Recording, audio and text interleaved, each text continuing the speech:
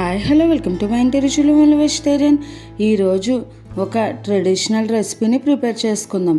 పాతకాల పద్ధతిలో గోంగూర పచ్చడిని ఎలా ప్రిపేర్ చేసుకుందామో ఈ వీడియోలో చూద్దాం. ఈ గోంగూర పచ్చడి వేడివేడి అన్నంలోకి కొద్దిగా నూనె వేసుకుని ఒక ఉల్లిపాయ ముక్క ఇలా పెట్టుకుని తింటే చాలా టేస్టీగా ఉంటుంది. తక్కువ ఇంగ్రీడియంట్స్తో టేస్టీగా కమ్మగా సింపుల్గా ఎలా ప్రిపేర్ చేసుకుందామో ఇప్పుడు వీడియోలోకి వెళ్దాము. ముందుగా ఒక 2 పెద్ద గోంగూర కత్తులను తీసుకుని ఇలా ఆకుల్ని మనం తుంచుకోవాలి. కాడలు ఏమీ లేకుండా ఓన్లీ ఆకుల్ని వేసుకోవాలి. ఇలా శుభ్రంగా ఆకులు తుంచుకున్న తర్వాత కడిగి ఈ వాటర్ అన్నీ పోయేంత వరకు డ్రైన్ చేసేసుకోవాలి. అలాగే నేను తీసుకున్నది ఇది పుల్ల గోంగూర. ఇలా ఎరుపు కాడలు ఉంటే కనుక దానిని పుల్ల గోంగూర అంటారు.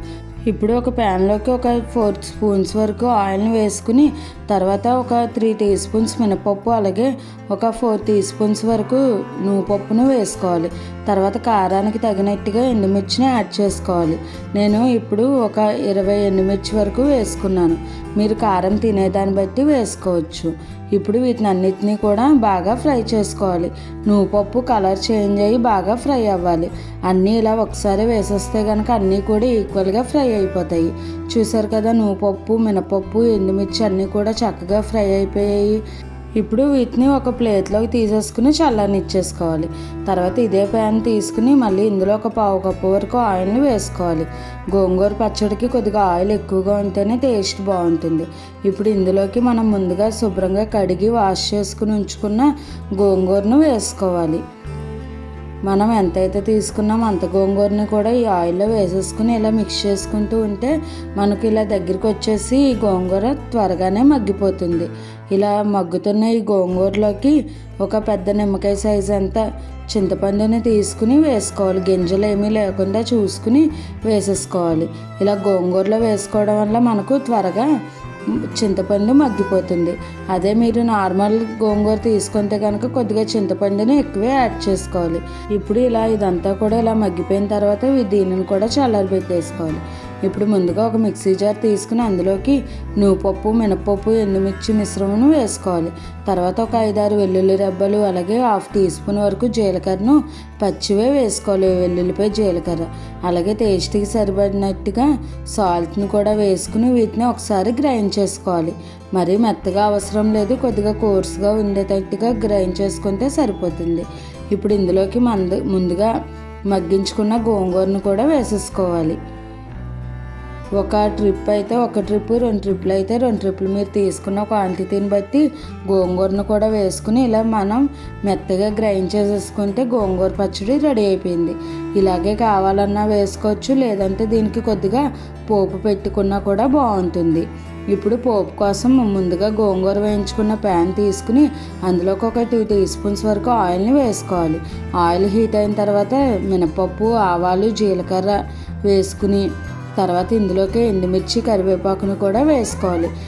ఈ పచ్చడి మనకు ఒక 10 రోజుల వరకు నిల్వ ఉంటుంది ఫ్రిడ్జ్లో పెట్టుకుంటే. బయట అయితే కనుక ఒక 5 రోజుల వరకు నిల్వ ఉంటుంది. ఇలా తడి ఏమీ లేకుండా చేసుకుంటే కనుక మనకు ఎక్కువ రోజులు నిల్వ ఉంటుంది.